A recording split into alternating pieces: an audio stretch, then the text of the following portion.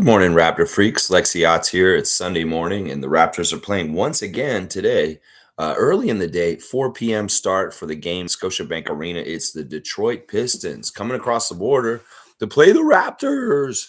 Raptors! That's right. Yeah. So we got to do the latest lineup news and the ref report for tonight right now. So, first things first, Detroit Pistons injury list is actually kind of there, a lot, actually. This is the thing. I'm going to say this right now about the Pistons. The Pistons have lost a lot, like in a row right now. They have lost like 10 games in a row or something. They won like 2 games early on, and then they've lost 10 straight since. And that is crazy. And they're losing to everybody. And the other thing about the Pistons right now is they're very hurt. They have a lot of injuries, so they're missing a lot of key guys. So they're a team we have no business losing to. No business, because they've lost 10 straight and they are hurt. They are hurt. Trust me. They have a lot of injuries. So let's go over them real quick. Jalen Duren will not be playing today for the Pistons. He's ruled out due to his ankle. Joe Harris, the sharpshooter that used to play for the Brooklyn Nets, has been ruled out for the game today due to his shoulder.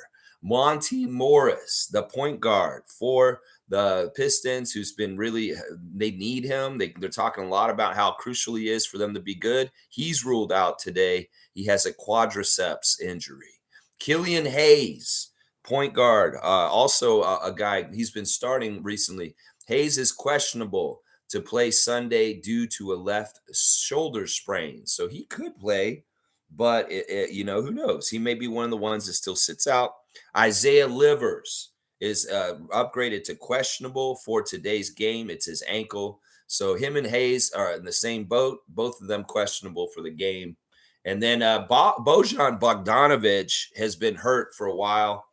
He's been out for a couple weeks already, and he's getting reevaluated for a calf injury in a couple weeks from now. So we won't see Bogdanovic, their veteran scorer that they've been using as their sixth man, either. So who do they have? If it's going to be like that, who do they have?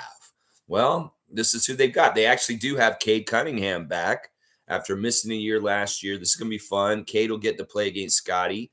That has not happened a whole lot since they've been in the league, because Cade has been hurt so much all of last year and such. So this will be neat to see a Scotty versus Cade matchup once again. Ausar Thompson, the well-regarded Thompson twin, a high draft pick, lottery pick, is available and will be playing against us today. So those two guys are kind of their best players, really, Cade and Ausar. So we're going to need to keep track of them. They're young and they're still pretty green. So hopefully experience can beat the youth and inexperience of young players like Cunningham and Thompson. Beef Stew, of course, he has been a starter for their team for a while. He'll be around today. Isaiah Stewart is kind of in a weird place because the Pistons have a lot of really talented big guys coming up, and it's really looking like he's going to lose his starting job at some point on the Pistons. There's just guys like Duren and Livers and different guys. I don't know who exactly, but they're going to displace him out of the starting lineup at some point, it seems like, with their makeup. But yeah, Beef Stew, still that tough, very strong, gritty, defensive rebounding guy who we got to look out for on the boards, and just his toughness effect. Jaden Ivey, of course, is on this team. The young Jaden Ivey in his second year. He has been in the doghouse with Monty Williams recently. We've talked about this, for not playing connected to the Pistons and also not playing the right kind of defense. Well, when they're this hurt, Jaden Ivey is dependent on to play and get in there and get minutes in there. Alec Burks, the scorer off the bench, former Utah Jazz, is one of the guys that gets scores for them off the bench quickly. So we need to keep and find him, make sure he doesn't get going on threes. Marvin Bagley III is kind of their center right now. He's the guy we got to look out for in the middle. They have another rookie named Marcus Sasser, who is playing really, really well for them. He's a point guard. He's going to probably be starting at point guard tonight. Then there's Kevin Knox and James Wiseman, to reclamation projects from teams like the Knicks and the Warriors, who they're not, they're got to figure out what they're doing with their NBA careers, seriously. So who knows? Their roster does not scare me. Their roster doesn't have a whole lot to it right now as far as people or experience. And there's no reason in any alternate universe or any kind of place where the Raptors deserve or have or will not deserve, will lose to this team. They don't need to lose to this team. They really don't. You guys got to take care of this game. This is absolutely a game that needs to go in the W column, because we need to even our record out. We're 5-7 right now. We need to win this game. I was looking at the rest of the games for November. We got 6 more games in November. If we can win 4 out of the 6 games, we'll be even at the end of the month. And that's kind of what we want to do. Now, the 3 of the games are in-season tournament games, which we should get very up for, against Brooklyn, Orlando, and Chicago. And those games I really, really want to win. I mean, we're competitive against Boston on Friday night. We need to win those other 3 games and try and get to Vegas. So it's coming up. This next part of the schedule is a little bit more doable. The next 6 games with teams that are beatable. And we need to not look past the Pistons to the in-season tournament. Take care of a shitty team, a hurt team, and beat them. We really, really do need to. Toronto, their list is changed just a little bit. OG is probable for today's game. There's good news. I think that he will play today. We will get the return of OG Anunoby. The news out of practice yesterday was that he practiced and he's ready to come back for today. So it's likely that OG will be back in the lineup from his lacerated finger, guys. So OG should be back. Thaddeus is still out. He is ruled out for today already. He's sick, y'all. And I'm really worried that it's COVID or something weird like that. They don't say what it is exactly. They don't say non-COVID illness. They just say illness. So these days when it says just illness, I think, oh, it doesn't say non-COVID illness.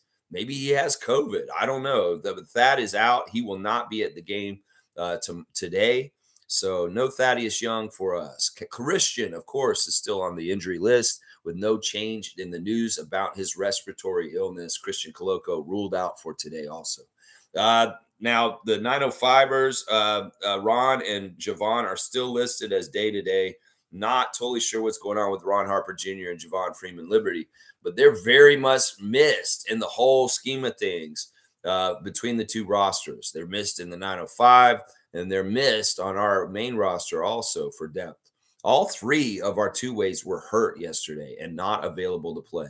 Marquise Noel added to the injury list for 905 yesterday with a rib injury from the first night against the Greensboro Swarm on Friday night. So that sucks. You got 3 2-ways, the most versatile contract in the NBA, and all 3 of them are on the shelf. What the hell? We had 2 2-ways last year, and now we have 3, and none of them are available. It sucks. It sucks. Yeah, and even the 905 did some weird moves yesterday. They actually had some replacement players for just one day, just like that Heroes song. They had these guys come in, these 2 guys, the Johnsons, came in and played as 905ers just to fill out the roster last night because we didn't have enough players for the game against the Greensboro Swarm yesterday. So we hired 2 dudes and had them come out and play. Isaac Johnson and Robert Johnson. Yeah, Robert Johnson, the blues guitarist, but he looked more like Rastaman Johnson. He had a huge, full James Harden beard, and he had a lot of dreads. And yeah, they were not good, the Johnson guys, and they got waived immediately after the game last night. So it's like 905 needed warm bodies just to make sure they could play the game. Well, 905, Luke Wynn got on the phone and got 2 of the G League replacement players to come in. They sucked.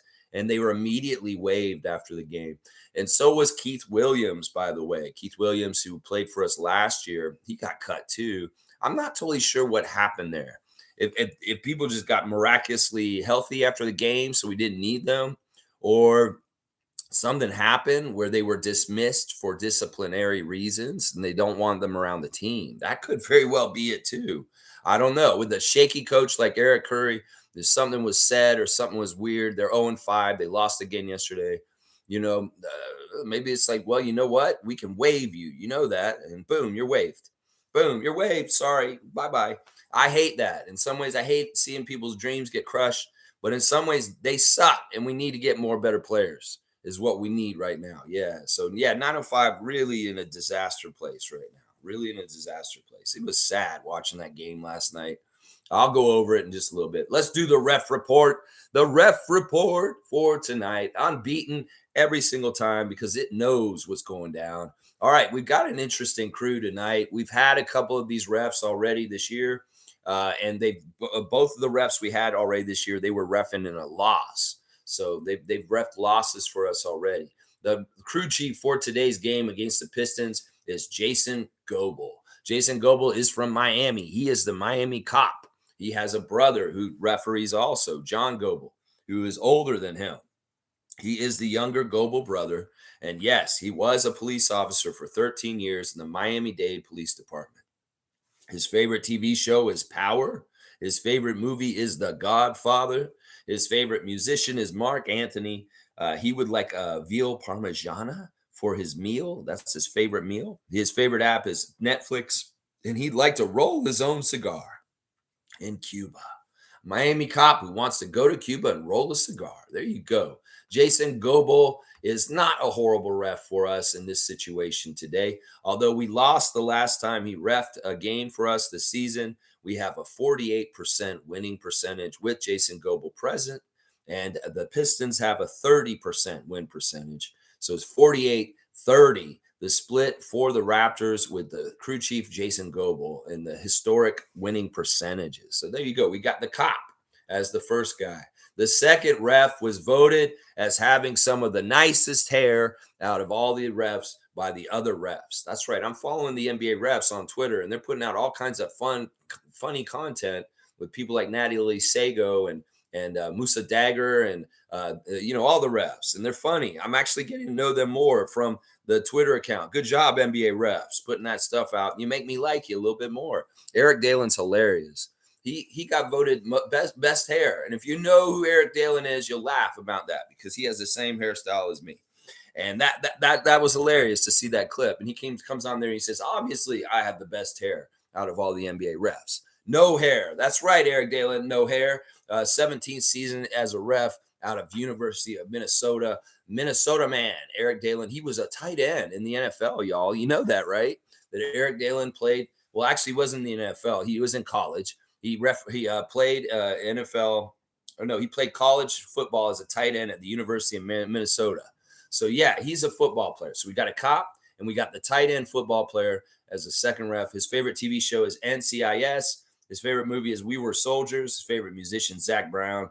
His favorite meal is chili. So we need some veal parmesan and we need some chili so far. He also loves Netflix. And his bucket list is to take a ride in a fighter jet. Eric Dalen, you seem like a cool guy. He's a big dude also. He's one of the taller, bigger refs as a tight end like that. Now, let's see. Eric Dalen is our friendliest ref today to us. We love Eric Dalen, y'all. We win 64% of our games when Eric Dalen is present. And meanwhile, the Pistons only win 40% of their games. So 64-40 is the split for us with Eric Dalen. So very, very friendly ref to us. We love you, Eric Dalen. We love you. We love you. All right, the third ref is the golfer. So we got the cop, the tight end, and the golfer. Matt Boland. We had Matt Boland already this season. We lost the game with Matt Boland present already this season. He's in his 22nd season out of Connecticut. His favorite TV show is Seinfeld. His favorite movie is Tin Cup because he's a golfer. His favorite musician is Tom Petty. He would like some pizza for his meal. So we got chili, pizza, and veal parmesan on the menu for the referees today. He'd most like to visit Scotland, and his bucket list is to play at Augusta National. There you go. Matt Boland is actually a PGA golf pro. He is a professional. He has that professional PGA card, and he goes on golf tours with the PGA when he's not refereeing sometimes. So Matt Boland is the golfer. And let's look at his splits for us. He is actually our worst ref today. He's actually favoring the Pistons, which is amazing. That in his whole career, he's got more wins with the Pistons than the Raptors over the last 20 so odd years. 48% win percentage for the Raptors. Meanwhile, 52% win percentage for the Pistons. He does favor the Pistons historically, 48-52. So we got 2 out of the 3 refs historically favoring the Raptors. Jason Goebel, Eric Dalen, and Matt Boland is your crew for today. There's nothing really egregious about this crew. They're very they seem like they'll be all right. We'll have to see. In this game, there's no stakes, like big time stakes. Like there's no Celtics or big teams involved where the refs may feel like they have to have a little bit of an impact. So in some ways, I feel like they're just going to let us play today. Just let us play, refs. No funny business today. Please, please. Yeah. All right. Let's get into the chat with you guys. The Raptor Freaks. Yeah. Yeah. Raptor Freaks. Yeah. Yeah. All right. Dana's here first. Canadian Dana. Good morning, everyone. Happy game day. We can do this. It's Detroit. Let's go. Yeah. Another factor is it's not Casey anymore, y'all. It's not Casey's revenge, although it is in a way, because he's the GM now. He's in the front office, and he's in charge of this team from the front office. But it won't be Dwayne Casey, our beloved Raptors coach of the year, beloved, great Raptor coach in the history of the Raptors. We love Coach Casey. I ain't got no problem with Coach Casey. I'll love him forever for the work that he did for this franchise here in Toronto. And no, he's not going to be there. It's going to be Monty Williams, former head coach of the Phoenix Suns, now coaching the Detroit Pistons, is the second highest paid NBA coach in the NBA at this point. Greg Popovich is recently signing a contract larger than his. And yeah, Monty's a good coach. We know this. But in some ways, he doesn't have the tools and the things for him to make him successful immediately, just like Nick Nurse and Adrian Griffin. So he's got a longer road and a tougher road to go. That's why they threw the money at him, because he knew this job was going to be a lot of headaches. So yeah, let's give Monty another headache today and beat his team once again for 11th straight loss in the row for them. I mean, I'm telling you, they've lost so much in the recent. They started 2-1. They lost their first game against Miami. They beat Charlotte and Chicago 2 in a row, and they have lost every game since. They have not won since October 28th. And we need to not break that losing streak for them. We need to make sure that L goes right back in that column, just like it has against Oklahoma City, Portland, New Orleans, Phoenix, Golden State, Milwaukee, Philadelphia, Chicago, Atlanta, and Cleveland. All 10 of those games were losses in the last month. So we need to keep them on the L side of things, is what I'm saying. Yeah, there you go. It is Detroit, and we can do this. That's right, Dana. Trevor J saying, good morning, Raptors family. Happy Raptors Day. Let's go, boys. Yeah.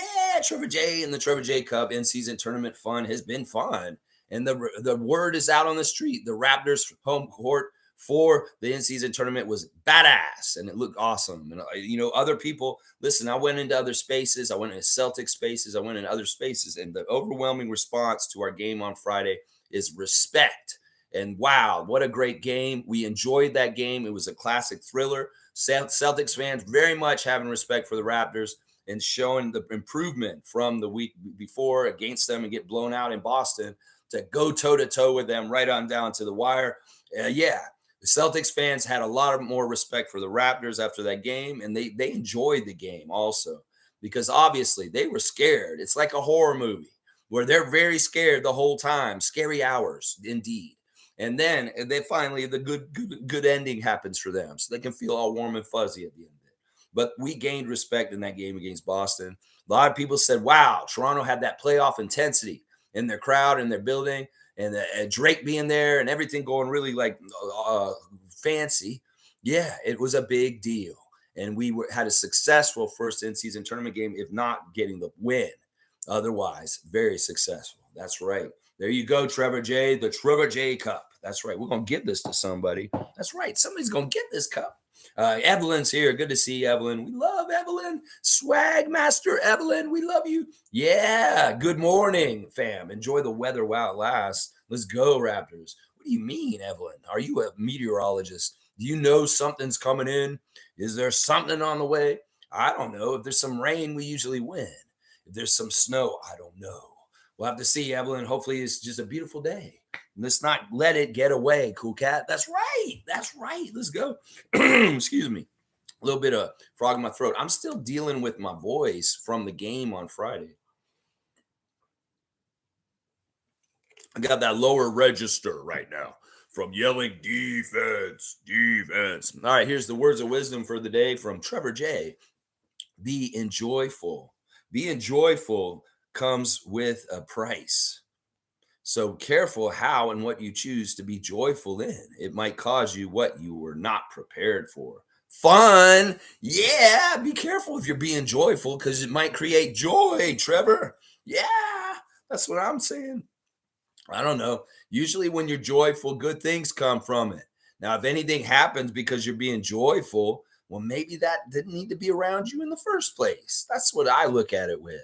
I don't think you can go wrong with being joyful as long as it's not, making fun of somebody or being like negative or wrong while you're doing it. Being joyful is a great thing to get things going in the right way.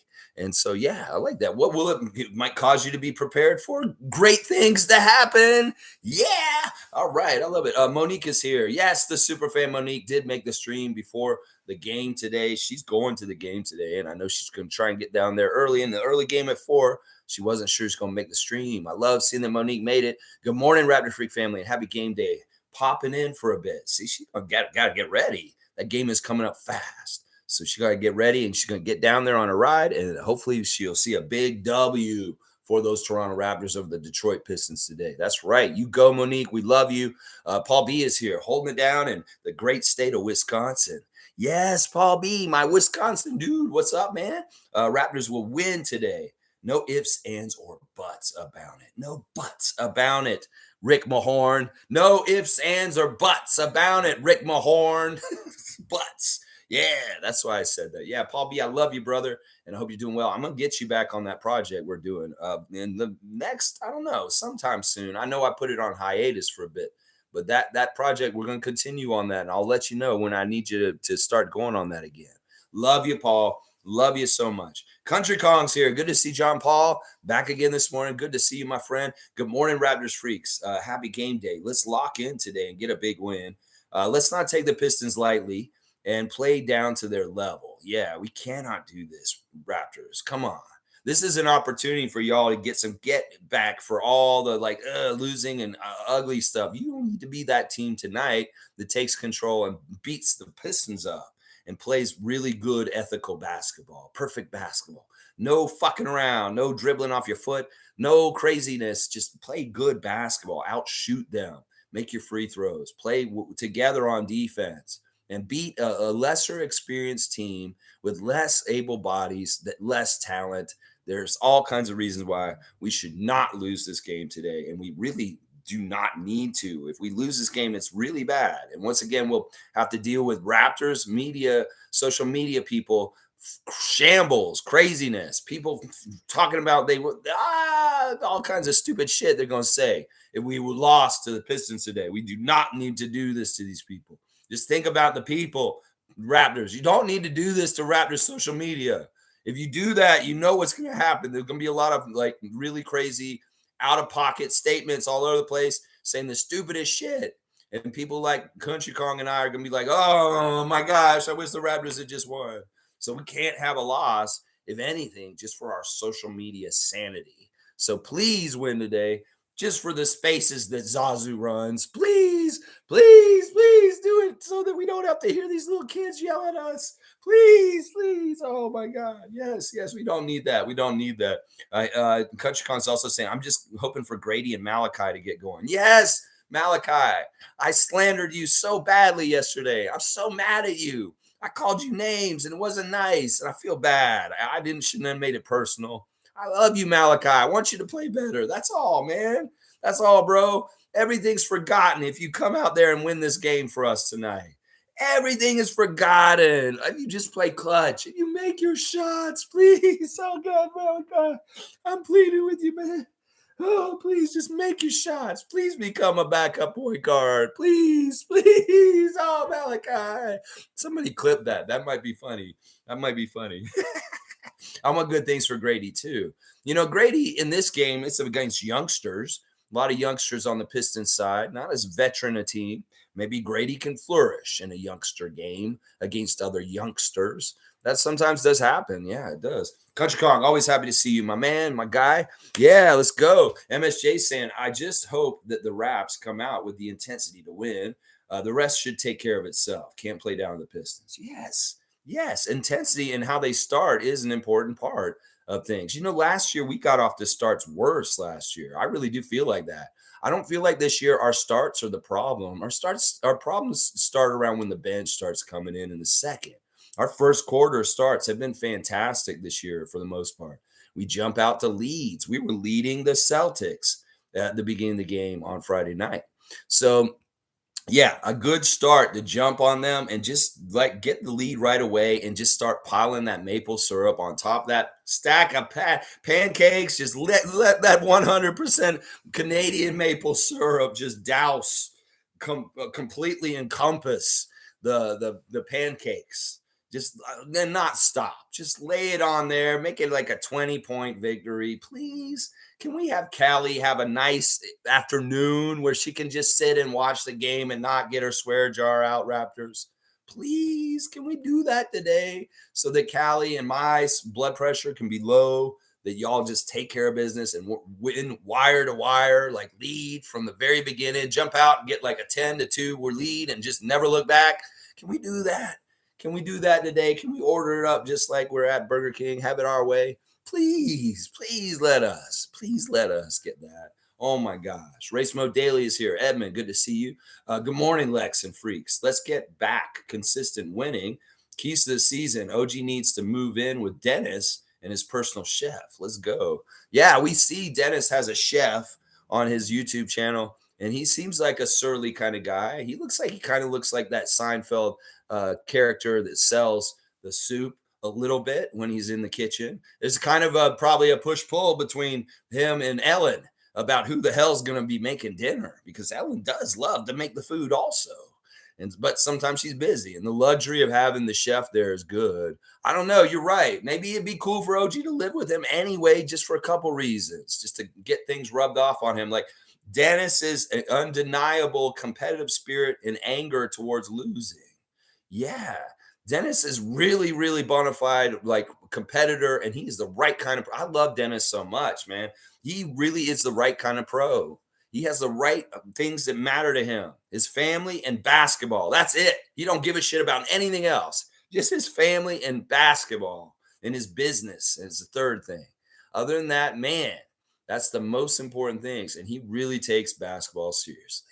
And you know what? I want this to rub off on our Raptors more and more. The professionalism of Dennis Schroeder is unmatched. In some ways, with Gary Trent Jr., another great professional on our team. We want more professional acting players on our team that take this very seriously, being in the NBA and trying to be the absolute best basketball player they can be. And I know that's the truth about Dennis. Yeah, I do. I do. MSJ saying, Country Kong, I will hope versus the Pistons, those two can click and make shit happen. Yeah, it's the Pistons. It's a little bit less of a defensive intensity, maybe not totally perfect on what they're doing as far as what they're supposed to do as a team. And maybe we can find those seams. Maybe Grady can get a little bit better breathing room and get a little bit more dialed in and get like a 20-point game today. I would love that, Grady Dick. Could you go out there and get me 20 points today against the Pistons? You could. So let's see if you could do it. Yeah, Jimmy Pope is here, the Pope of positivity, holding it down and being positive yesterday when I wasn't being so positive. I appreciate you, Jimmy, keeping that positivity up.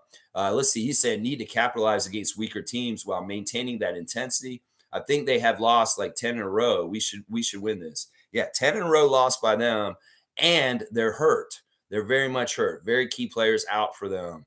Very, very key players out for them. And so they don't have a whole lot of really quality good players. It's like they don't have bench depth.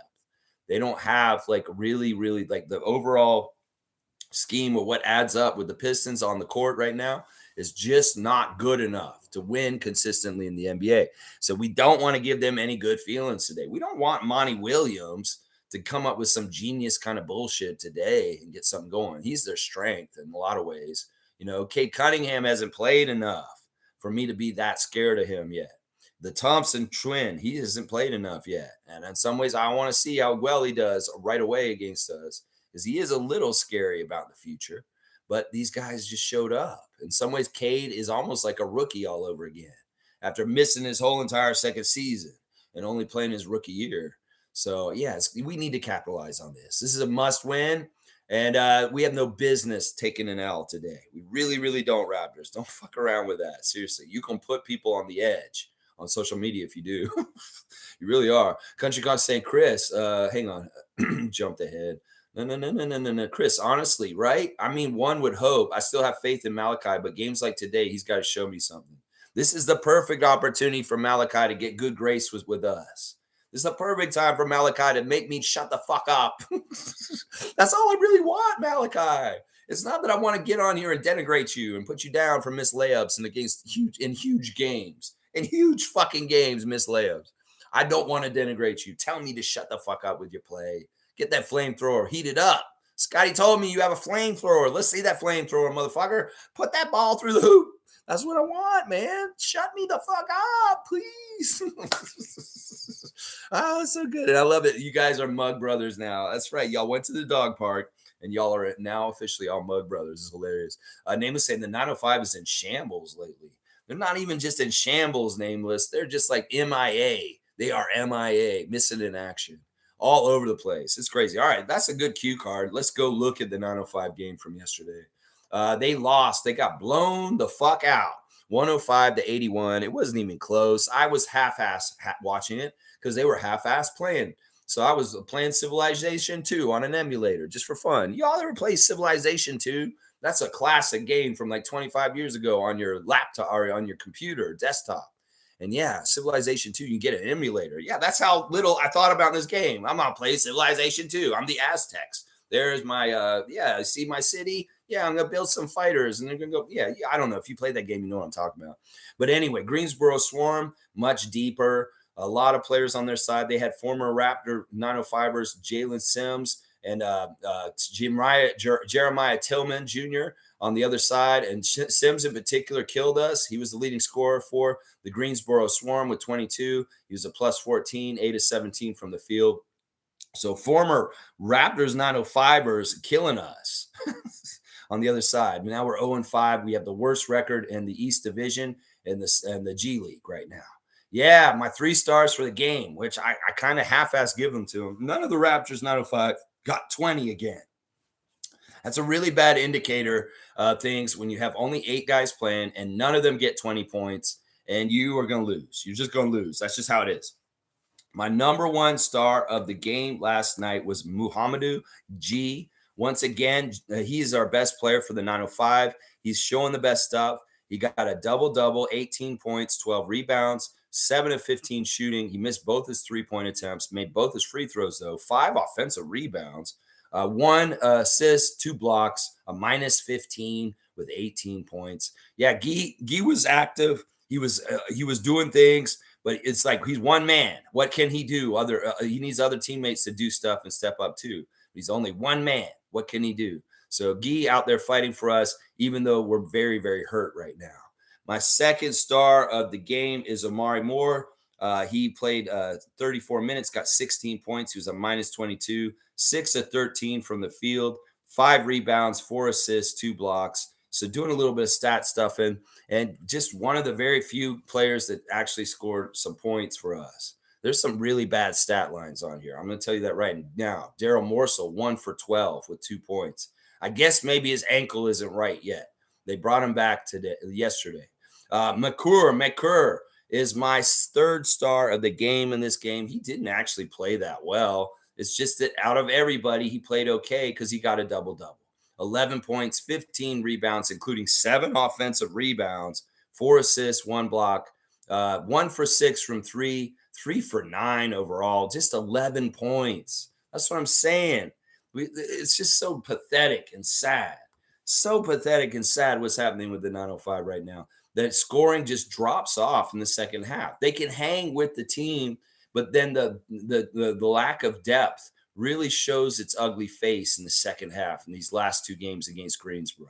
They score so few points in the 3rd and 4th quarter.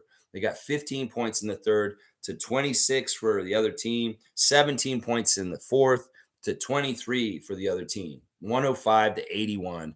Greensboro Swarm. I don't even want to talk about this much more than all that. Garbage, garbage, garbage. And those other guys, I mean, seriously, all right, I could talk about Robert Johnson and Isaac Johnson and Keith Williams, the three guys who came off the bench last night, who all got waived after the game. They had collectively 16 points off the bench, and they were all crazy minuses, and they were missing shots like crazy. 2 for 7, 1 for 8, 2 for 12. Yeah, garbage, garbage, garbage. And who knows? They gone. They got waived. So I don't know. Does that mean Luke Wynn, you can bring in more premium, better replacement players from the G League? Maybe you can get players from other teams, or I don't know how it works. But yeah, you need to get some more people because it doesn't seem like you have enough people to play on your roster. When you playing again? Are you expecting Ron Harper Jr. and Javon Freeman Liberty and maybe other players to come back and be able to play? I don't know. 905 is in shambles. Is in shambles. You're right, Nameless. You're exactly right. The record, the coach, the roster, all in shambles. All in shambles. Name was saying that Goebel was definitely a crooked cop. The Godfather, veal parmesan, veal visit and smoke Cubans. Some things don't change. Nameless is hilarious. Of course, he can snuff them out. One knows, not that you're a cop. One knows these things, and I know Nameless knows. All right, Nameless has got a dunk for outing our. He could be a crooked cop. I don't know. In some ways, they've really vet the refs. You'd think they'd get a good cop if they're going to hire a cop to be a referee. And it's like, well, we got to make sure he's a good cop. Well, wait, we gamble and we do crooked shit. Oh, yeah, maybe it'll be good to have a bad cop. So we have a corrupt cop, and then maybe he can help us learn like how cops are corrupt and how they do things so we can hide how we're corrupt too. Yeah, that could very well be it, Nameless. Yeah.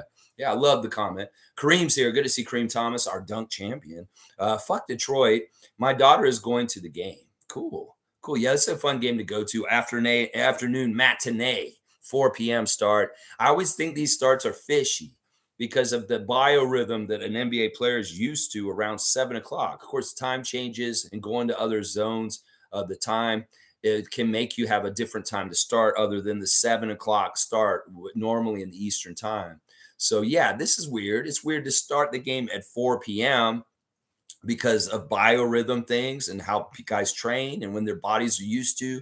It could also be partly, how, everybody has different times of the day that they're more awake. Some people are morning people. Some people are very much don't wake up until after 10 p.m. So, in some ways, that's what I worry about with afternoon games on a Sunday or Saturday. The off time that's different than the normal beats of the regular games. And that's why I always think, is there a schedule manipulation that we always get these Detroit games in the afternoon? No.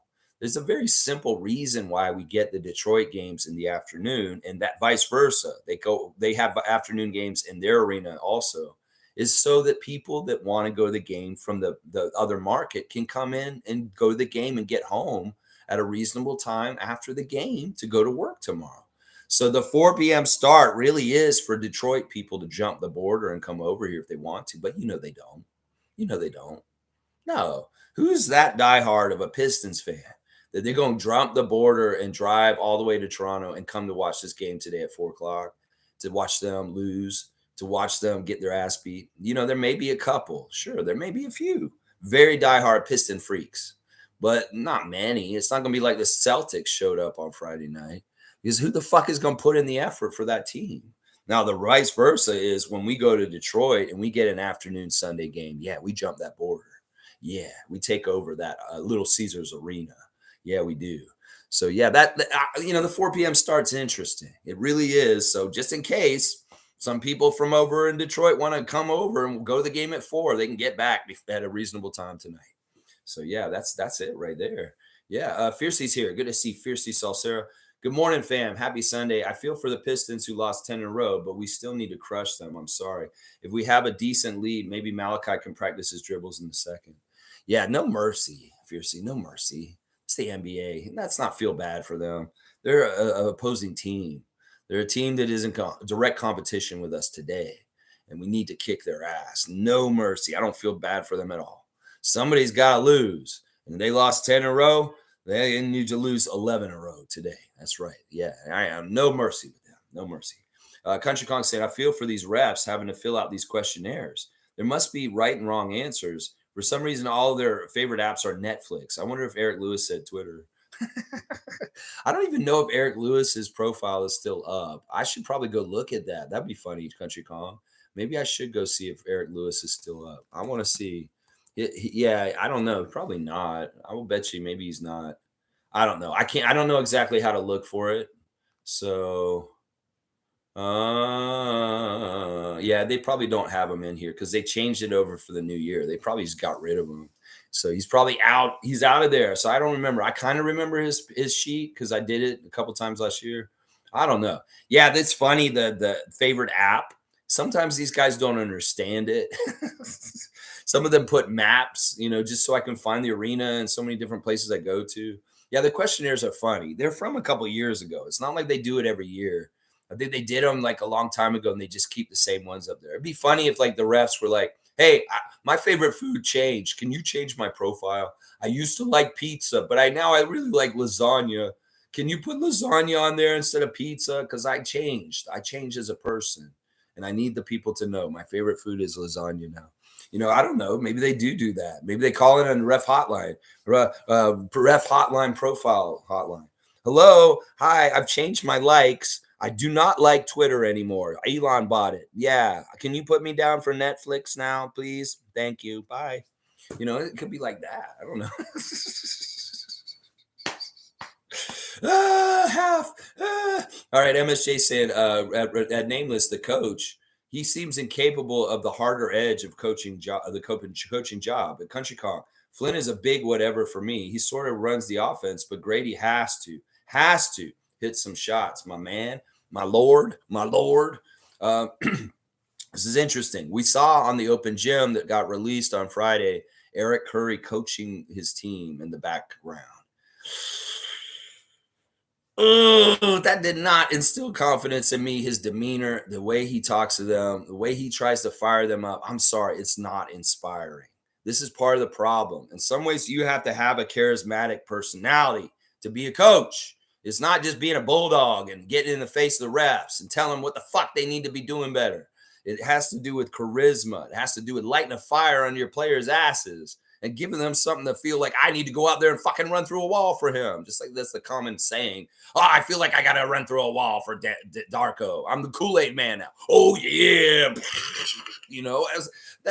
Eric Curry, you don't make anybody a Kool-Aid man. Let's just put it that way. You don't make nobody a Kool-Aid man. Oh, yeah. No. I'm watching him and he's like, you really do a good job when you do that. Keep doing that. I want more pressure, more force to the basket. He's saying stuff like this. And I'm just like, oh, man, I can see this now. And then they show a clip in the same open gym of Marquee Noel sitting on the bench with Muhammadu, and he's telling him what he wants to do with him. And it's like what he was explaining to Gay was more like inspiring and coach thing that I saw from Eric Curry in the same damn episode. I'm like, damn, Marquise knows what he's doing. He's inspiring Guy to do something on the court. And I'm like, wow, I love that. Marquise is an awesome leader. And he sounds like he knows what he's doing. Meanwhile, I'm like, man, he knows what he's doing better than Eric Curry does. Holy crap. Oh my gosh. Only watch that Open Gym 905 episode if you want to. I mean, I get it. In some ways, it's like, what the fuck? And it's so kind of full of shit. I love you, Luke Wynn. I wish you well, but you're not off to a good start, bro. And, in some ways, like, yeah, it's real fun to go from a reporter to being a GM of a G League team. But fucking do a good job. Don't just act like, ooh, this is a new career for me and stuff like that. I want you to fucking do a good job and get fucking results. And I don't know what the fuck the 905 is doing right now or what it's worth or what it's supposed to be doing to help the team. Maybe you don't have the resources right or whatever, but whatever's going on with the 905 is a joke. Let's just put it that way. I would love to come down there and help y'all. I mean, seriously, that'd be great. Although I have a full-time job right now, but it would be great to come down there and just kind of light a fire on y'all's asses down there. Maybe you need me to come down there as assistant coach, Eric Curry, and I'll do the talk that you need to do. Yeah, you can get me come down there. I'll get that Riz up for you. I can get that charisma up. Yeah.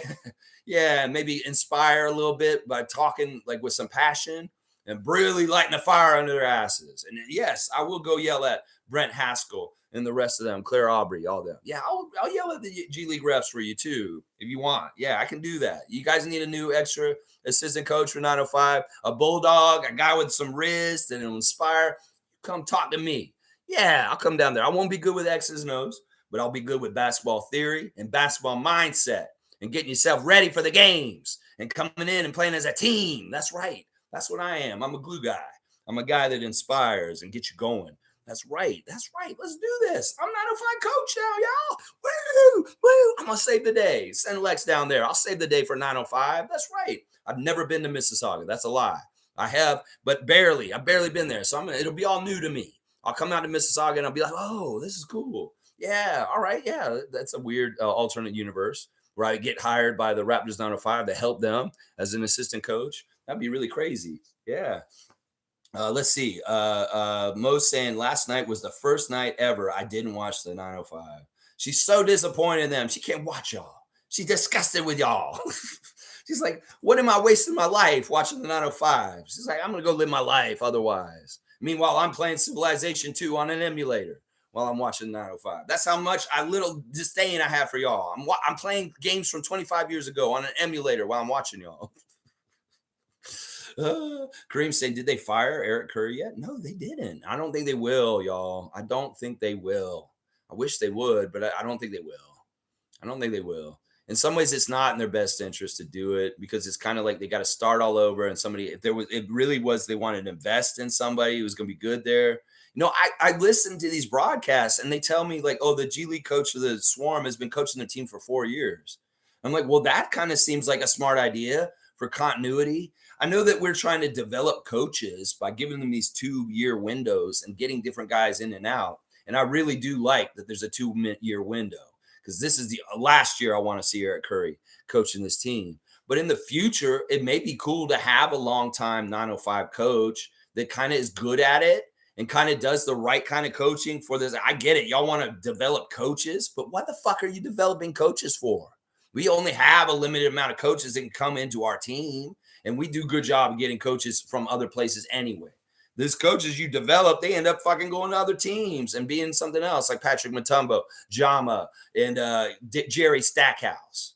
So it's like, what the fuck are we spending time developing coaches, Masai? Why are we spending time doing that 905? Well, we got our coach, Darko. He's got his own people. So let's fucking get a good 905 coach that's just about to coach, and he's not there to fucking develop. I don't give a shit if it's a young guy who's never done it. Go get a retread. Go get an old-ass coach that doesn't really want to travel anymore, doesn't really want to do it a whole lot, but is still kind of wants to compete a little bit. You know, that's what I would do. I get a name. I get somebody who's just not around the game as much or somebody that is a proven kind of coach and teacher. Because I don't like this idea of having the students teaching the students. And I'm sick of this shit. Eric Curry's a student. We need a teacher to teach these guys and get these guys to develop. You know, listen, Jerry Stackhouse knows basketball. He played in the NBA for a long fucking time, and he really knows basketball. He could be a rookie coach and be amazing rookie coach right away. Patrick Mutombo, he's a fiery guy. He's a drill sergeant. He didn't have as good a success as some of the other guys, but he did strive and get things out of them. I saw him really hard on the players, and he got those players to play at a high level. He was very inspiring. Let's just put it that way. If not, his record wasn't as good as some of the other G League coaches, but it's definitely not as bad as Eric's. Definitely not as bad as Eric's. And then Jama, this was fantastic. He may be the best success story from all of these Raptors 905 coaches in the recent past. Because that man went to Golden State and now he's back with us and it's paying off for us. We're actually getting something from the development of the coach of Coach Jama. So why are we developing coaches? Seriously, I know you all want to develop everything at the G League level. The announcers, the GMs, the reporters, the coaches, the players. I get it, the refs. But in some ways, it would be smart to have somebody on the G League level that knows what they're fucking doing. So why don't you get a coach that actually knows what they're doing? And then maybe we'll see some like good stuff. Seriously, I don't get it. Anyway, that's my gripe on that. That's my gripe. Tom Duke's got the food out, and Tom Dukey is back in BC, baby. Back safely yesterday. So happy that Tommy got back okay. Let's watch a good Detroit Pistons loss to them and win for us today. There you go. He's got the steak and a grill. He's got some beans. It looks like he's got chili beans. There's Cowboy. Cowboy's there making it. Okay, Cowboy's making it. There's some pizza too. There you go. And there's the maple syrup, that of maple syrup. Cool.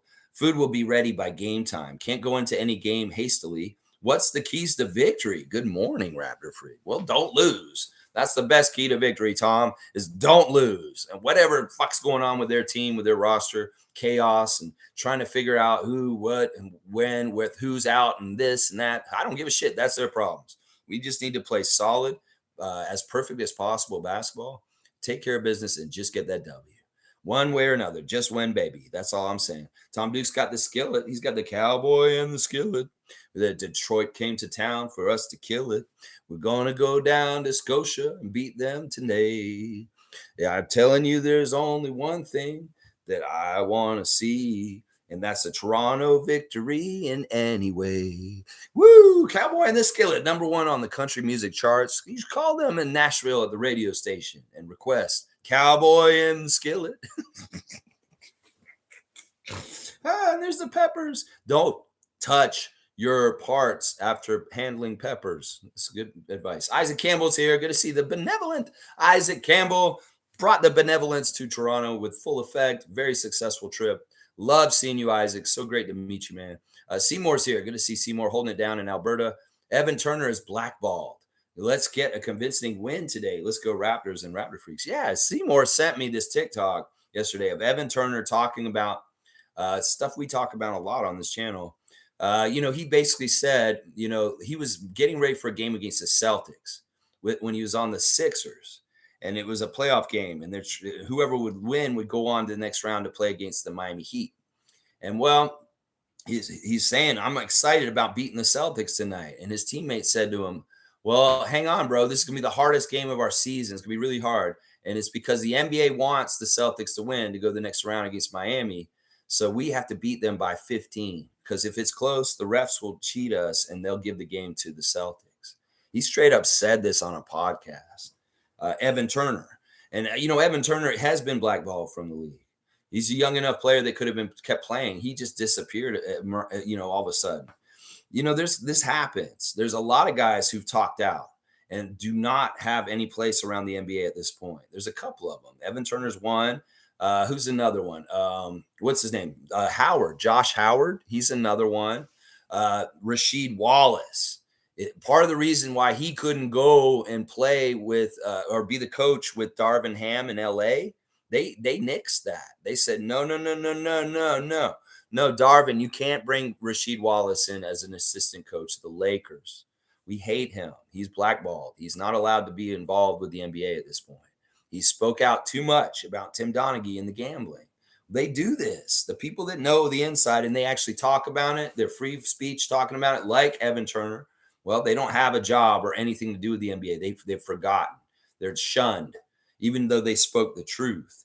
And yeah, he just confirmed everything I've been saying here about how if you really want to win games, you have to win them overpoweringly because they will manipulate close games to get the team they want to win. So that's what I say. You got to get that double-digit lead if you really want to fucking win. And that's what Evan Turner's teammate told him that day in the locker room before they played the Celtics. We got to get at least 15 or the refs will cheat us and they'll win the game for the Celtics. Yeah, I mean, I'm not crazy. I'm not trying to gaslight y'all and tell y'all that this shit is, I'm just making shit up like it's conspiracy theory.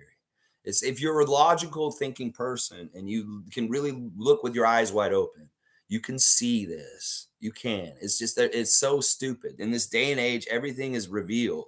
It's really hard to be ingenuine or be fucked up because everybody can share information and talk about it way more than they could before. This is why wrestling is very much outed as being fake at this point. Back in the day, you could hide it without the internet. That's the thing. You can't hide secrets like this anymore. Guilty people doing fucked up shit, Adam Silver. So yeah, you better be careful because the visibility and understanding of what this league actually is doing and what y'all are doing is going to come out more and more as the time goes on.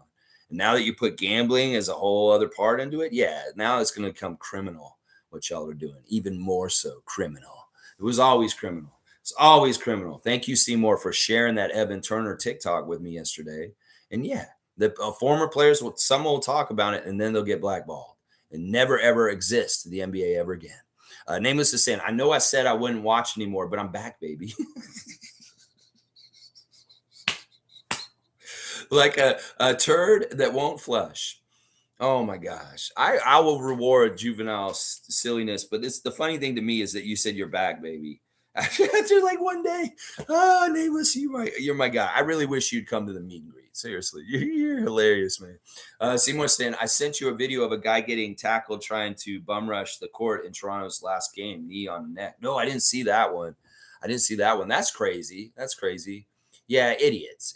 Yeah, the security guys, why they want a reason. Trust me, they get bored working at the games and just staying around. They're ready. They're always watching and they're ready. But if you give them a chance to get in action, oh yeah, they like that chance. It livens up their day. It's like, oh, they don't want to get hurt or hurt anybody. But yeah, you try them. Yeah, they're ready. They want the stress test of having somebody try and run on the court all of a sudden. Yeah, you see what happens, knee on the neck. Yeah, we don't need that motion though. Come on now. Come on now. Don't be putting your knee on somebody's neck on the Raptors court. We know that's very taboo and wrong in society today. So yeah, who the fuck do you think you are, Chauvin? Come on now, motherfucker. Trevor's saying OKC is looking very good, beating Golden State last night. I heard Chet hit the big shot too. That annoys me. They're parading around a stat line for him and comparing him and Jordan, the only two that made this as a rookie. I mean, Wemby's got crazy stat lines too. I'm still in Camp Wemby, but yeah, I may have to rescind some of the stuff I said about Chet that he is kind of good too. But still, I'm not wishing anything well for him. Let's go Wemby. Let's go San Antonio. That's what I'm talking about. Seymour's got the poop out. Okay, poop. Let's see. Monique is saying, good job catching me on Raptors tonight. Laugh out loud. Yeah, Monique, this is hilarious. I didn't even know this. Monique, we were supposed to go to Raptors tonight the other night, but the game was a loss, and everybody's like, Tommy's like, I got to get home, get on a plane. Well, Mo went to the Raptors tonight. She was not supposed to go over there. She's supposed to wait for her ride.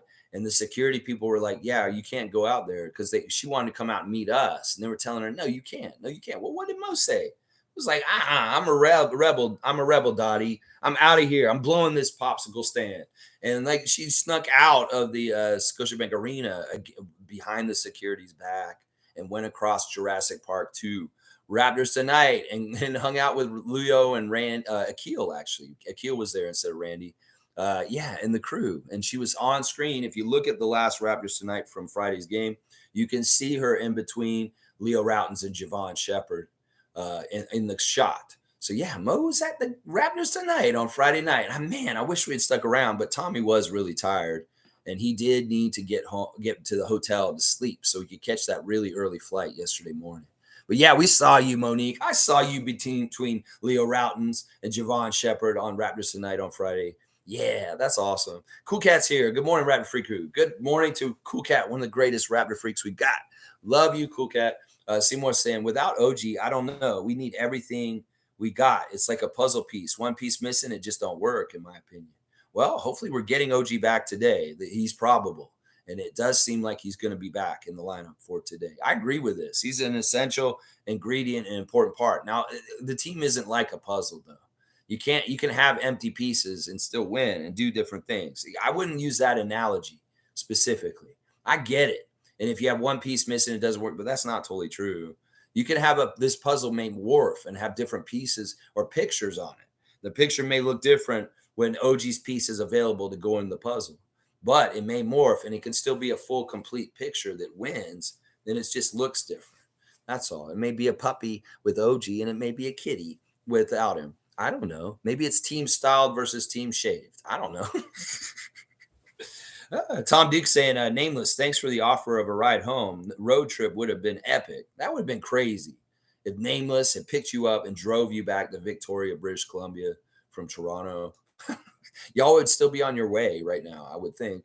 MSJ saying, I saw the OKC game. SGA is the smoothest player since I can't remember. Team Canada's future is so nice. But Chet, as a basketball fan, wow. He scored in all possible ways. Is the real deal duo with SGA. All right, speaking of SGA, I want to show you guys something Tommy brought from He came and gave me and brought me this. This is a Casey Bannerman jersey. I've never owned a Casey Bannerman jersey. He got this summer when we were doing the FIBA World Cup, and he wanted me to have this.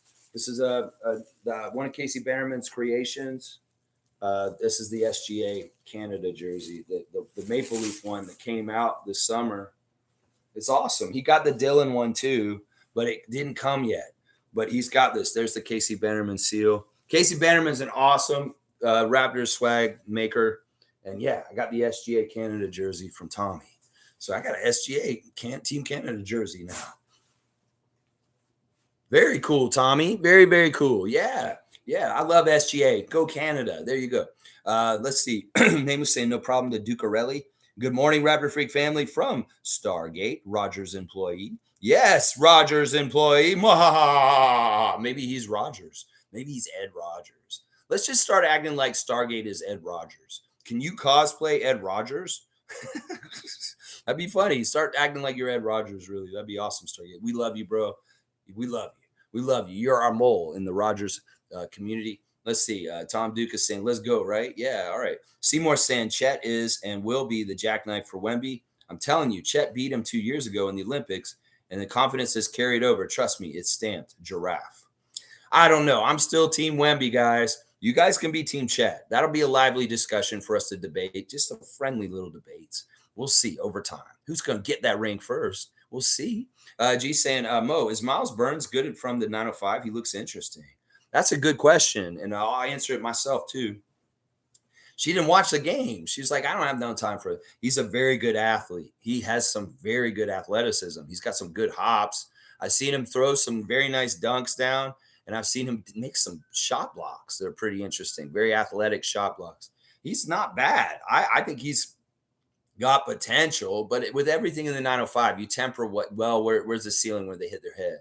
But yeah, he's a good step in the right direction. If he is indicative of Luke Wynn in his drafting, he did a good job. I'll say that. I think Miles Burns is a quality player. And if that signifies the first draft pick that Luke Wynn has made as the GM of the 905, he did a good job. So I'll give him a good points for that because he's come up really big in these last couple games with so many guys out. He's had to play a lot. Burns 35 minutes last night, 7 of 18 from the field. He missed all 5 of his threes, which sucks. 8 rebounds, 2 assists, 3 steals, a block, minus 18 with 18 points. I like that he had 4 stocks, 3 steals, 1 block. That's pretty good. And 4 offensive rebounds. It's very nice, too. So he's active. He was the other guy that could have been one of the stars for the game, but he didn't shoot as well as the other guys. He had more misses. But he looks good. He's only played a couple games so far, and he's very athletic. Let's just put it that way. He's a very athletic guy. He's got hops. Stargate saying if Flynn doesn't have a good game against this team, well, let's just see. The writing might be on the wall. He's in Rogers. He may have some things to go get something done. Let's see. Tom Duke saying, yep, Malachi is going to show up with his bags of Zip It. I want him to shut me the fuck up. I really do. Malachi, shut me the fuck up. Please shut me the fuck up. And with a big time shots, baby. Go get 20 today. Come on, man. And there's Tom Duke. He's praying for it. He's praying for Malachi and rolling the dice, bet on himself. G saying Pistons have the most lottery picks on their team in the league. At least one of high picks don't necessarily equal to wins. Experience, chemistry, grit go a long way. Yeah. That's one thing you could say is like just because you're in the lottery over and over again doesn't mean you're going to get better. You have all these young players and you just don't go anywhere. It's not only when Fred and Dylan and Jeff Green show up, the Houston Rockets start going somewhere. Isn't that interesting? Yeah. In some ways, I saw an article about the difference between the Pistons and the Rockets since they're similar from the last couple of years. And the difference is right now that veterans that they want to help them with the Pistons are all hurt, like Bogdanovich and a couple other guys. So their veteran leadership is not present because it's not healthy. So we'll have to see. Monty Morris and Bojan out. They lack their leadership or vet presence. So, yeah, there you go. And I agree with this. Having a bunch of young players that don't know what the fuck they're doing to win, well, they don't win. Stargate saying Grady should be on the 905. Maybe, but not now. I mean, they were playing Raptors today.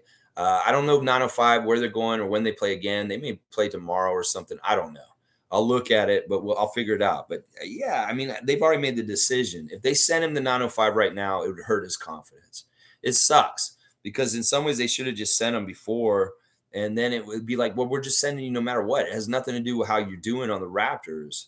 But now that he's had stinker games recently, it may feel like a demotion.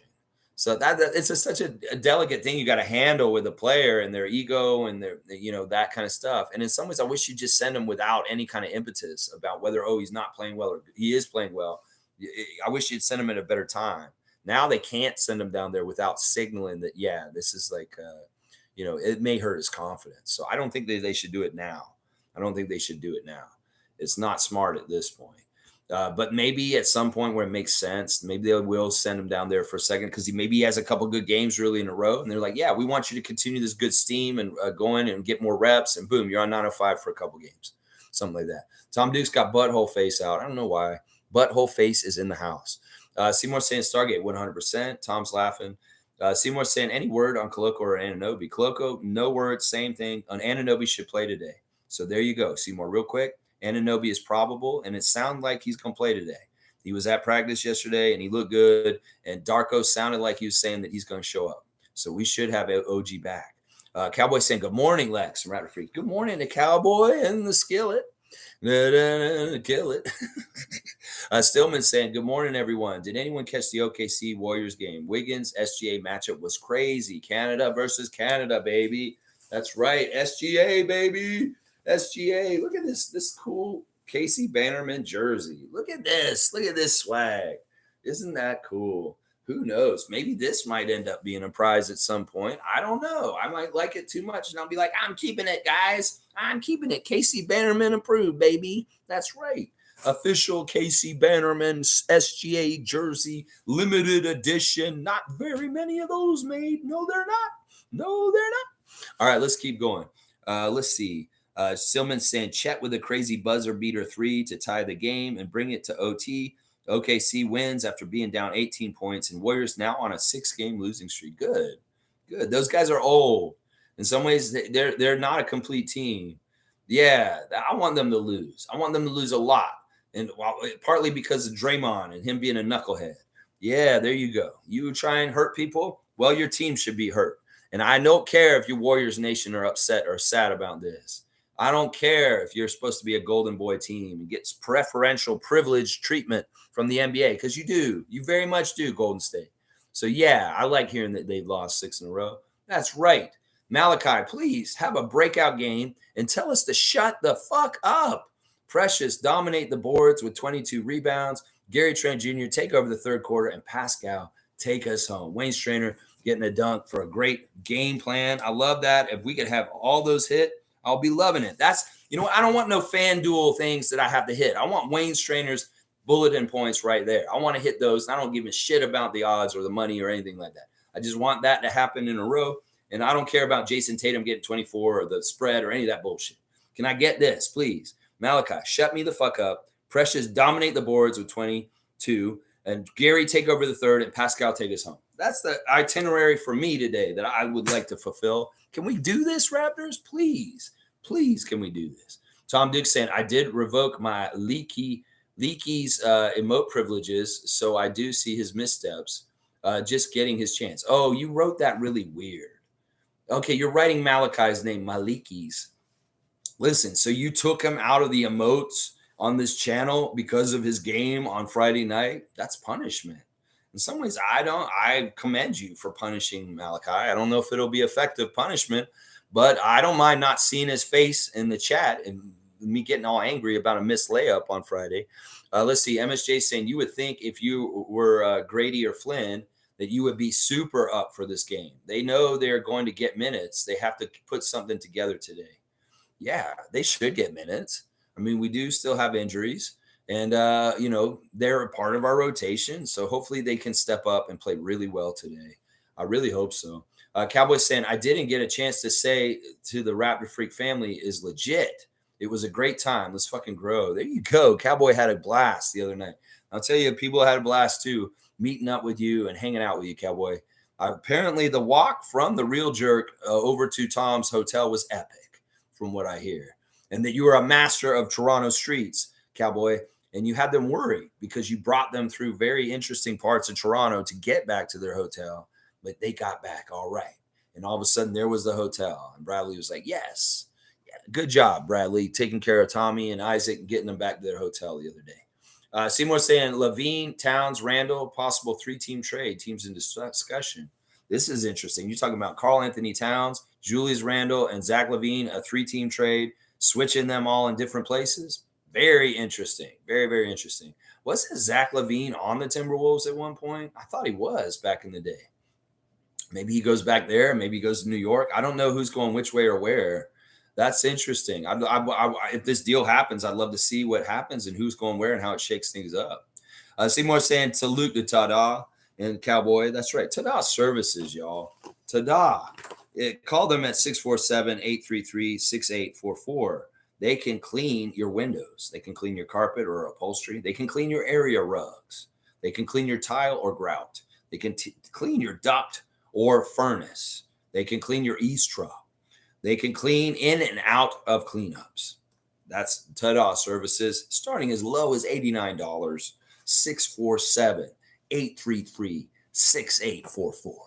Call Bradley. Yeah, that's right. Let's go. Tom Duke has got the Cowboy on fire, and he's got me and Mo with the Raptors. Yes, yes, sir. Mountain Standard Time, Mr. Seymour. Bam. Tom Dukey. Bam. Pacific. Bam. Tom saying very memorable evening. No crime was committed, I hope. Yeah. Let's see. Cowboy saying let's fucking go. That's right. Cowboy's hyped. Cowboy is just hype. He's just a personification of hype. Everybody who met Cowboy on that night was like, holy crap, this guy is hype. No wonder he's the alley-oops leader. Holy crap. Stargate saying the Pistons is a prime example of why tanking doesn't work. So all these tank commanders, casuals need to stop calling for the Raptors to do this.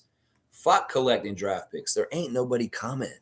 And even when they do come, even if you have all these great players, there's no guarantee that they're going to meld together and fit chemistry-wise or even know how to get better together because they don't have enough good older players teaching them.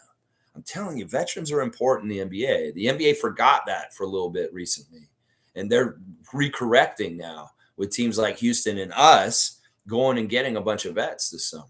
So, yeah, Garrett Temple is necessary for a team in some ways. Very necessary. Let's see. Cowboys saying it felt like a family reunion. Yeah, it was a very good vibe. And once again, we're fast friends. We're friends because we already talk on here. And then when we see each other in person, it's just an extension of it.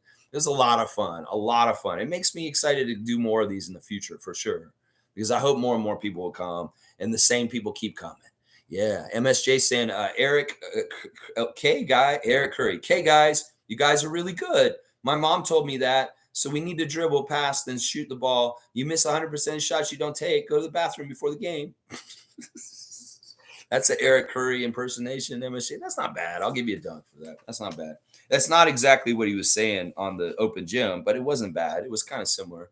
Stargate saying, in my opinion, Coach Evo should be the coach in the 905, but that's just me. I like that. I like that. Put Simonovic on down there, Darko. Seriously. You can trust him. He has a shorthand with you. You've known him for years. He's your Serbian guy.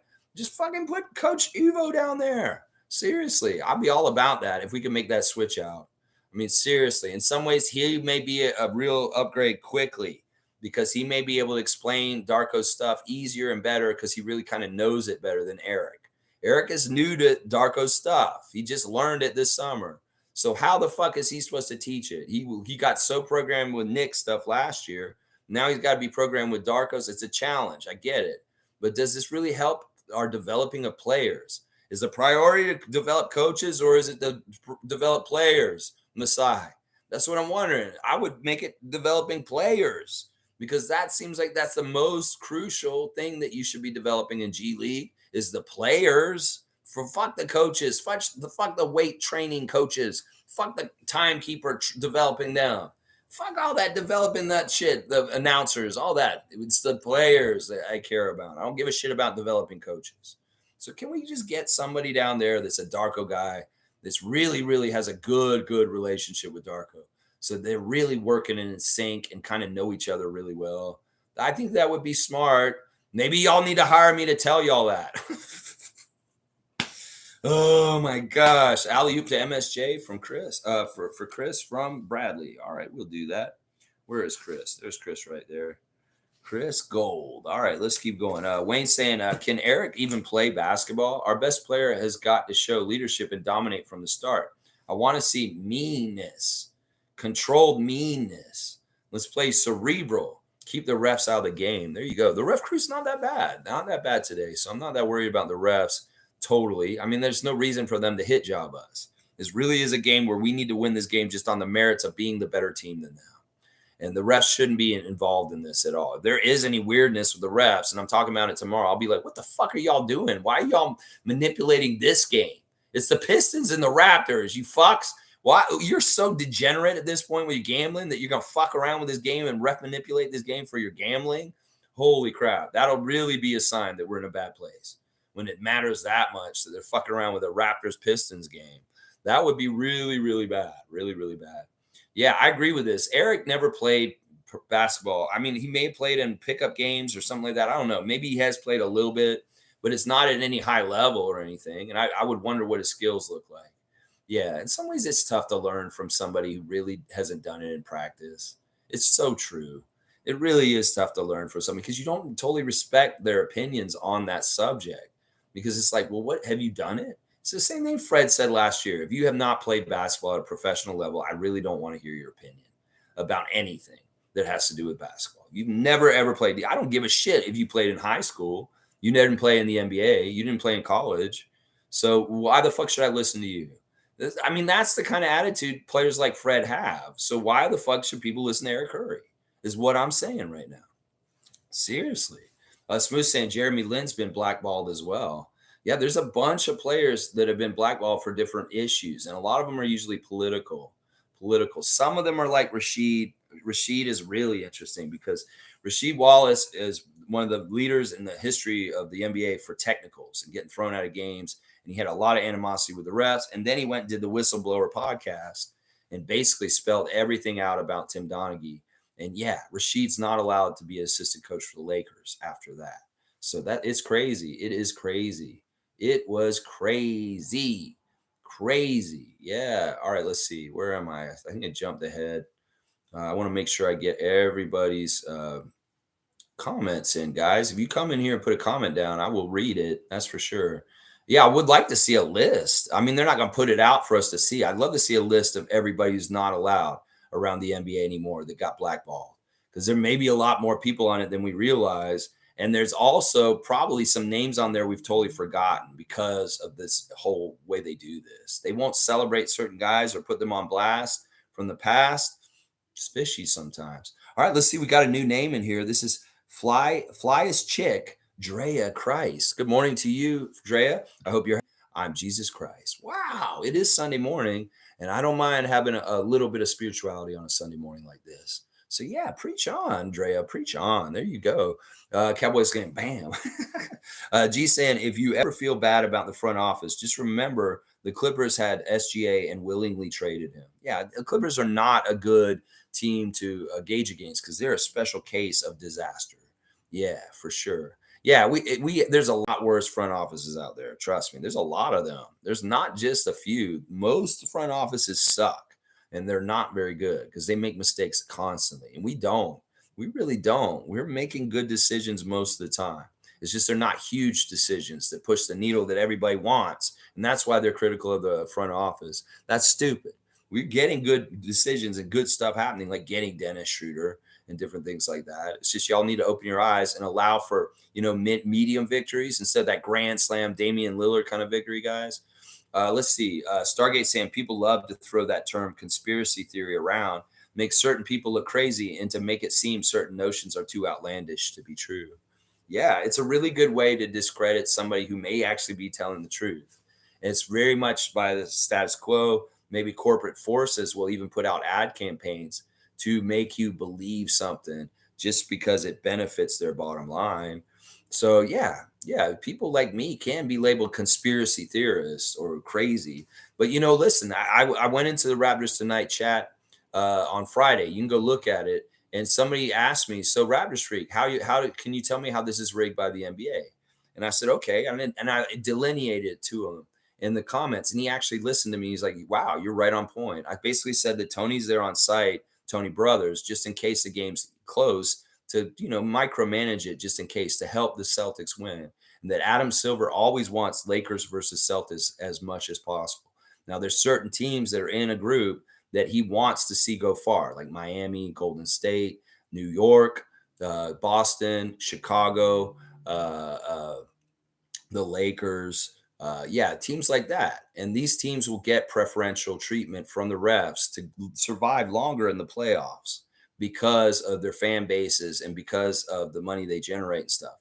Like I said, every single time, Adam Silver's ideal finals matchup is the Lakers versus the Celtics. So those teams in particular, very much so, are the two most privileged teams in this league. They get the most privilege. And I was telling the guys, like, look, it's just like in real life. Individuals have different levels of privilege in our society. And if you don't understand privilege in our society, it's a very easy example with the NBA teams. And then it can very much illuminate the whole idea of what privilege means for certain individuals in this society, having it and not having it. Golden State Warriors have privilege in this league. Boston Celtics have privilege in this league. In some ways, the Raptors do not have the same privilege as those two franchises, just like Charlotte doesn't.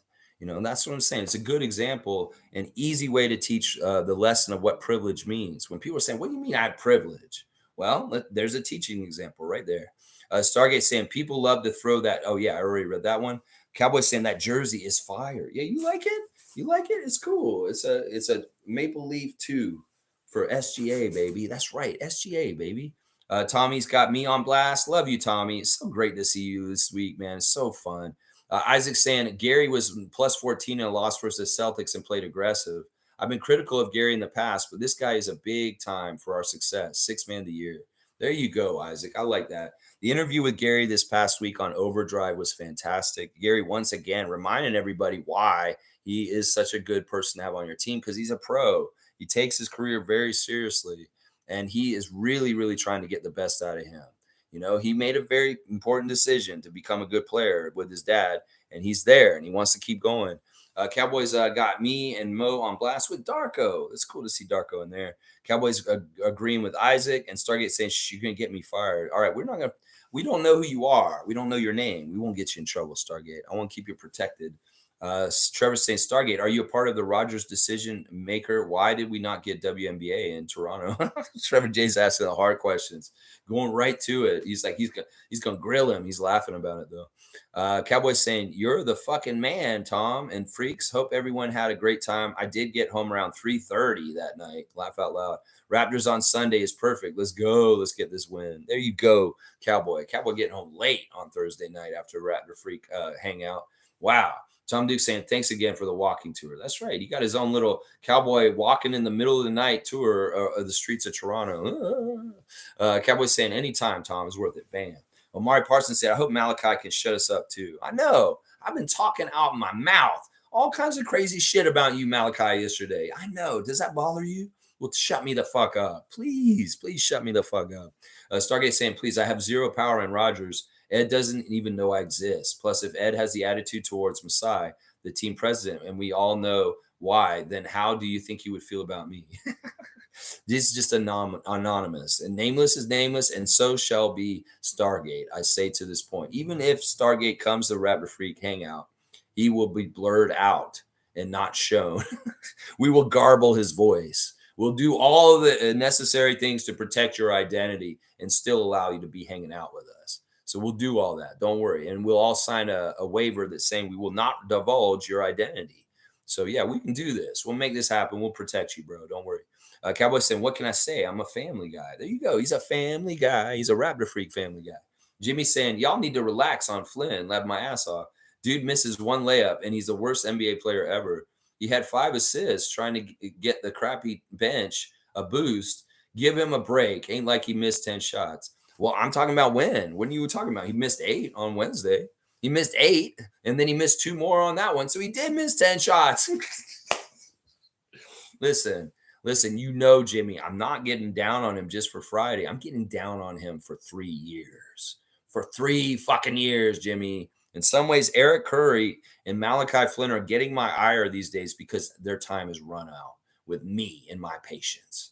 And I'm just sick of it. At some point, this man has to look more like Sam Hauser instead of Dashon Hauser dog on the court. Seriously, he's got to look more like Sam Hauser. He should be Sam Hauser for us. I see Sam Hauser and Painter Pritchard on the other side on Friday night. I'm like, damn, I wish we had a 3-point shooter like that. Oh shit, it's supposed to be Malachi. Damn, why aren't you more like Peyton Pritchard, Malachi? God damn it, why don't you make your threes like they do? That's all I want. The only thing I want from him is to make his threes. I don't care about the assists. I wish he'd make his layup. But the threes, that's what he's advertised as. That's what he's supposed to be. It's like getting a fucking shitty product. You buy something you think is going to do the job, and it doesn't do the job. You have to go buy a different product, a better high quality product instead.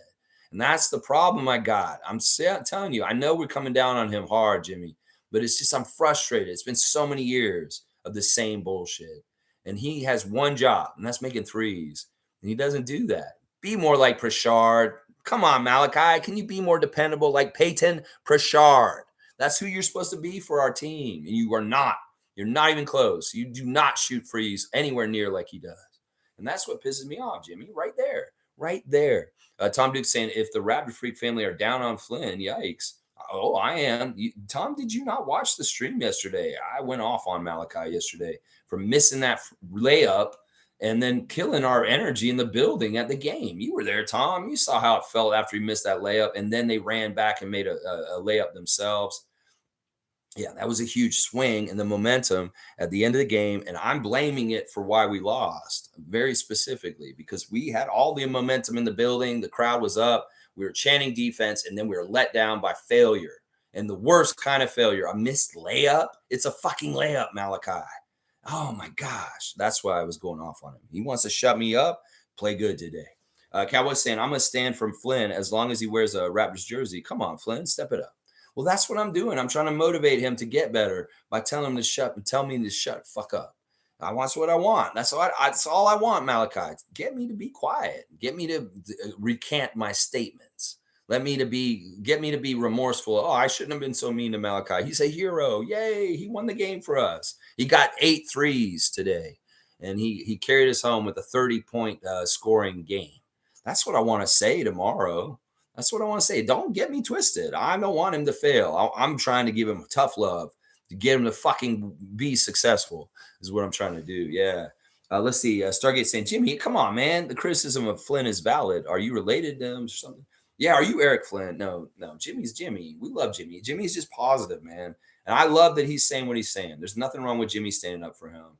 And it's the right thing to do in a lot of ways. He feels like he wants to stand up for Malachi. I commend him. In fact, in a lot of ways, I would be with him most of the time. But right now, he's in the danger zone with me, Malachi. That's right. Tom Duke saying, I'm not counting Malachi Flynn out yet. My voice is hoarse, too. Let's go. You got a hoarse voice, too, Tom? Defense. MSJ saying, Tom Duke, I'm not anymore. I've accepted reality. Missed layups? No sweat here. Like the Buddha, I feel total emptiness about Flynn. He's just cleared his mind on him. No opinion. Well, that's no good either. He's just like, Chris is just throwing his hands up. He's like, you know what? I don't care anymore. I'm just clearing my mind of Malachi. Does he exist in this world still? Tom Duke saying, fair. I'm not a betting on him. I'm just hoping. I see reality. I hope that he does get going. I really do, guys. I have the best intentions for Malachi. MSJ saying, Tom Duke, yep, and good to meet you, bro. That was awesome. Yeah, everybody's getting to meet each other. Really good times. Mug Brothers Strength. There you go. Look at all the mugs there. Did you have to buy another suitcase for the mug? That was a giant mug that y'all gave him. Seriously. That's a crazy giant mug. Yeah, and Tom's laughing. Cowboy saying, I'm cooking the skillet with your marinade tonight, MSJ. There you go. There you go. The Raptorsfreak fast break hot sauce that MSJ made is being utilized by Cowboy today in a marinade. There you go. That can only bring good vibes and winning for the Raptors.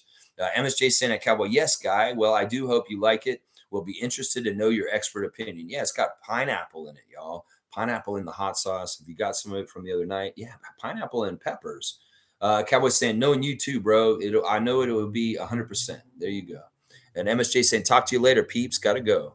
And Tom Dew saying, have a good one, bud. Later, bro. And Cowboy saying, it's true, Lex. Come out tonight.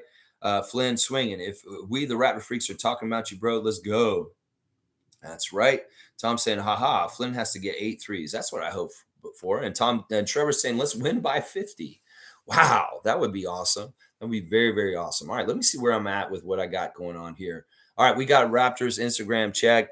Siakam's got clips from the game on Friday night in black and white. They're very classy and blurry and interesting. He's had a whole kind of artistic motif to his posts and what he's doing. I like his style. You're doing good stuff, Siakam. Keep doing what you're doing in your life.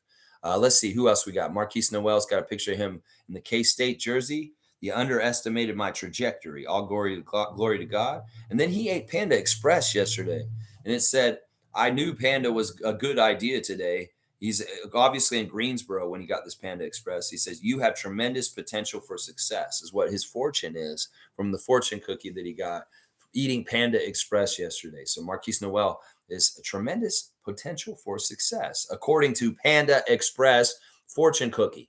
That's good. I like that. And yeah, K State is locked in, baby. Matt Devlin's got Fisherman's Friend on blast. He's an advertiser for the Fisherman's Friend cough drop stuff. So yeah, you need Fisherman's Friend. Matt Devlin will hook you up, get you some Fisherman's Friend.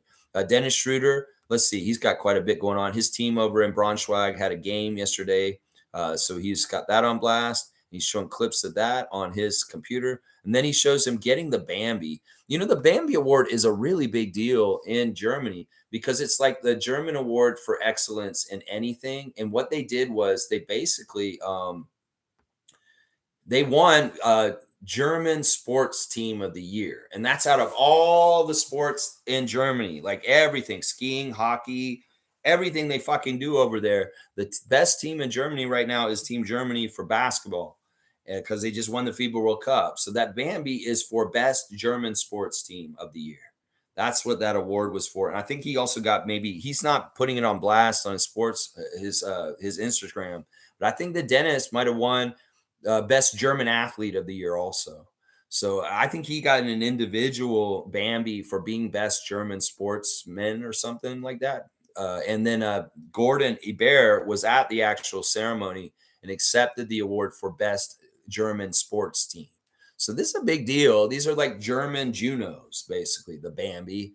And Dennis might have been, I don't know, he won't put it on blast, but I think he won the German player athlete of the year for his MVP. So very, very good, cool shit. And it's the first time ever a basketball player's won a Bambi, apparently, is what Dennis is saying. He's got the picture of him doing the freeze. I love that. And then he was at OVO last night with his kids practicing, and there's pictures of him and Junior in OVO doing fun stuff late last night. So I love to see Dennis always working. There he is, mixing the two things that are most important to him, his family and his basketball career. So you go, Dennis. I love seeing the love and all the beautiful things about you and your family on there. I think that's pretty much there's one more thing I got to say from Instagram. Delano, very interesting. On his Instagram after the game against Toronto the other night, Delano Banton posted this on his Instagram. It's very funny. He's got clips of him warming up back in the crib, which is nice. And then on his Instagram, he actually posted this, y'all. He said, sorry to what did he say exactly? I want to read it exactly how he wrote it. He's got a picture of him coming in the game. And he said, sorry, I grinched on you. And he's talking to us, to the city of Toronto, his home city, his place where he grew up, his first love. Honestly, he loves us, guys. He loves Toronto, too. We gave him that ovation. We recognized him at the game the other night. But, yeah, he's saying he's sorry for grinching on us. I guess the Grinch word, pertains to the green of his jersey.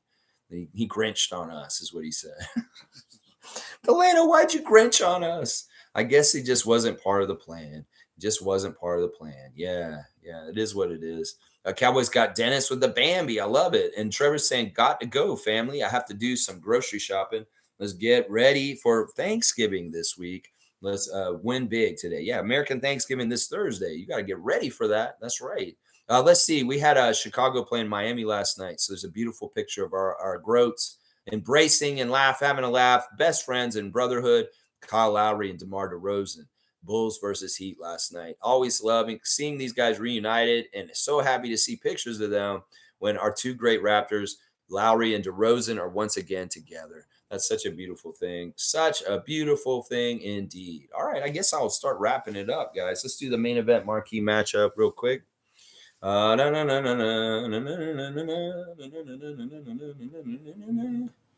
right, ladies and gentlemen, welcome to the Scotiabank Arena for an afternoon event. Today we've got a scooter contest. It's a scooter race. Once again, it's a scooter race around the Scotiabank Arena. Who can get around the Scotiabank Arena the quickest on a scooter will win this one. First, the visiting competitor from Oklahoma State, 6'6", 220 pounds, Kate Cunningham. And the competitor for the home Toronto Raptors from West Palm Beach, Florida, 6'10", 240 pounds from Florida State, Scotty Barnes. So today we've got a scooter race. Once again, Scotty has these scooter races sometimes against his friend Cade. Let's see which one of these rookies, not rookies, these guys from the same rookie class will win this one. Best friends, Cade versus Scott. Today, we have not gotten Scotty versus Cade very often since Cade has been hurt quite often. So this will be part of the fun vibes of the game today, the Barnes and Cunningham connection. So this will be a lot of fun to see good friends go up against each other as foes.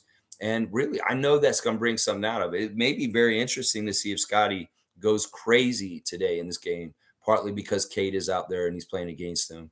You know, he's got the potential to really blow up and play some amazing superstar level basketball.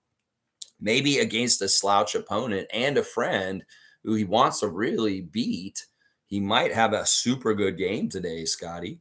So I'm hoping he didn't have as good a game against Friday against the Celtics. So he may want to clear his memory with a really good one against the Pistons today. So, yeah, all right. Once again, the injury report is extensive on both sides.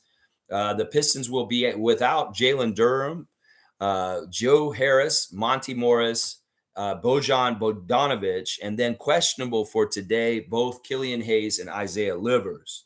So, yeah, there's injuries. There are injuries for them. On our side, it's the same stuff mostly. Ron Harper Jr., Javon Freeman, Liberty, both day to day. Don't really know if they'd be involved today anyway.